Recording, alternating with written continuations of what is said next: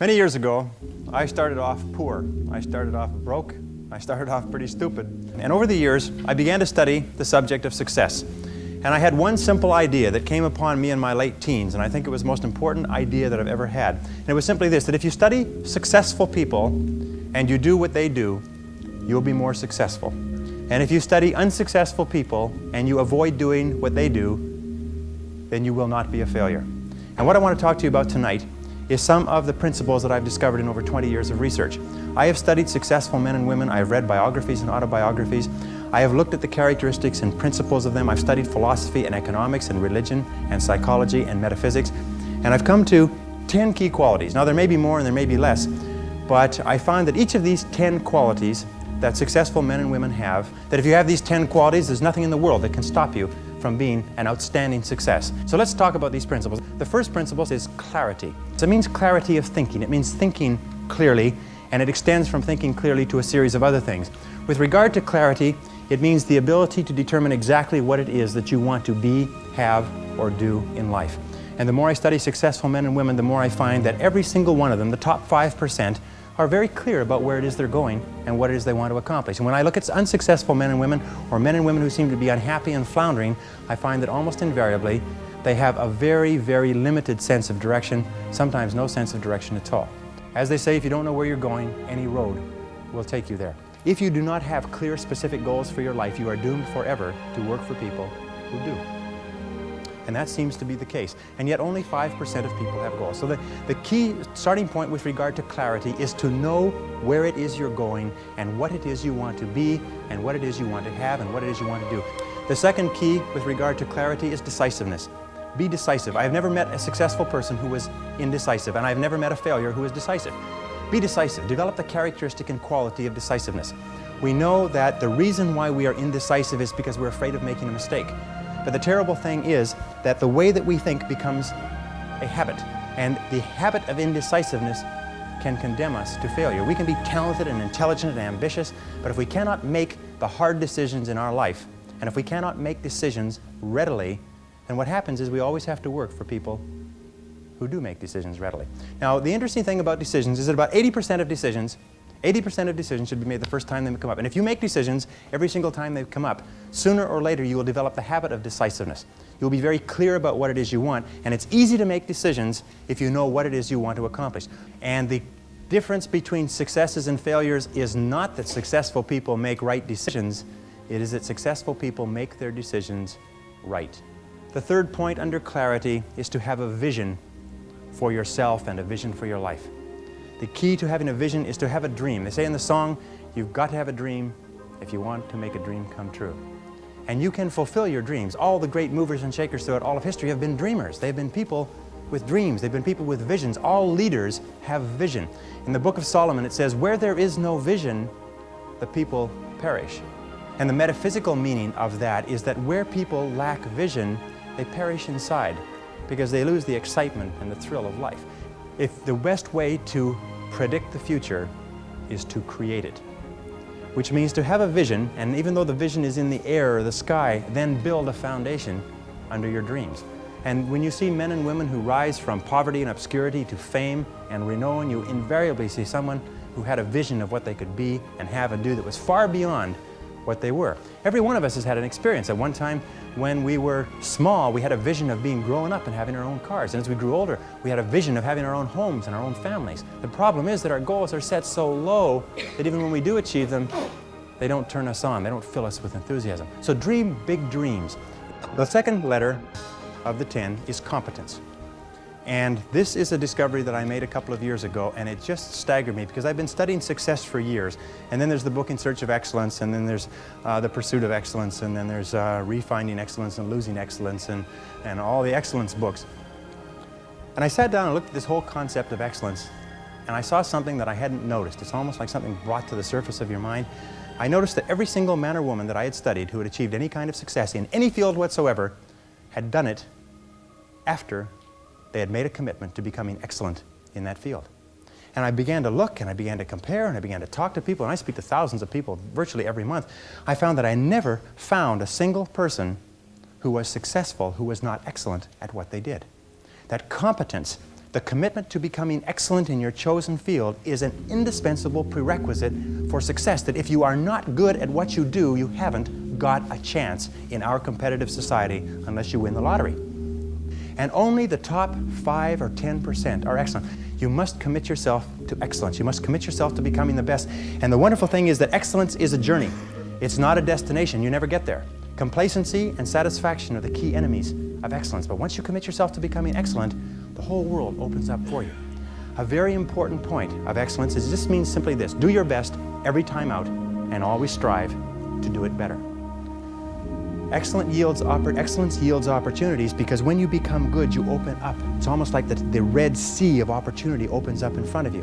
When you become excellent, you come to the attention of people, and people try to get you, and they give you more responsibilities and more opportunities. You see, when we do something well, it gives us a feeling of self-esteem and pride. We feel like a winner. But if we do things in an average way, it doesn't give us anything. That's why the companies that have committed to excellence are not hundreds of % better in any given area. What they are is they are 1 or 2% better in 100 different areas. That's the key. You see, you don't have to be a quantum leap different from somebody else. You just have to be a little tiny bit different in the critical areas that make a difference. And you can achieve that simply by making it a goal, setting it as a goal, and working on it. You can become anything that you want to become. The harder you work, the better you get. The average self-made millionaire in America works 12 to 13 hours a day. Works about 60 to 65 hours a week. I'll tell you this with regard to hard work, that in our society you only work 8 hours a day for survival. Everything over 8 hours is for success. And if you're only working 8 hours a day, you're in trouble. If you're only working 8 hours a day, you better have a rich uncle, or you better have somebody else who's going to take care of you, because 8 hours a day only gets you survival in our society. Because it's so competitive that somebody else is working 9, they've got an edge on you. Somebody else is working 10, they've got a bigger edge on you. Every hour over 8 that you invest is an investment in your future, is an investment in your success. And if you put in the hours over 8, whether it's studying or reading or working, if you put in the hours, it will pay off, and it will pay off in spades. It's like throwing seed in the ground. When you throw a seed in the ground, the plant that comes up is not just one seed, it's hundreds of seeds. There's a crop that you put in, but you must put the seed in the ground first. The next letter, C, stands for concentration. Concentration. I think that the ability to focus and concentration are the 2 keys to success in life.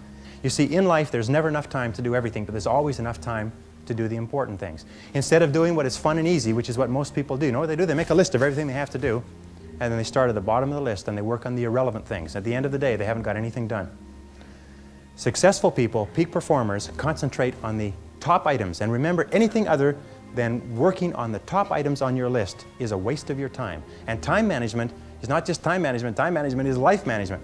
You can do anything you want with your life if you'll manage your time properly. We all have the same 24 hours a day, and the ability to concentrate, to discipline yourself, to use willpower and perseverance, to concentrate on one thing at a time is a quality of all success. Nothing great has ever been accomplished without the ability to concentrate single-mindedly on one thing at a time. Develop a sense of urgency. A sense of urgency is a quality that is possessed by only 2% of the population. 2% of the population do things fast. 2% of the population have a bias for action.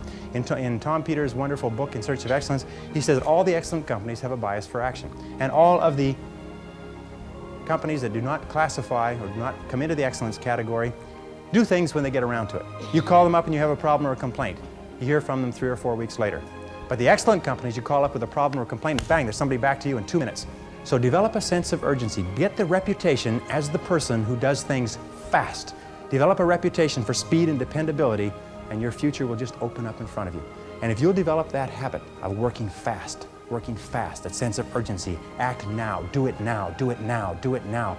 In selling especially. Somebody calls you up and has a question, get back to them now. Somebody has a problem, get back to them now. Somebody needs something, move on it quickly. If you have to forego coffee breaks or lunch or something else, move fast. If you develop that reputation for speed, it will be worth a fortune to you. The next C is common sense.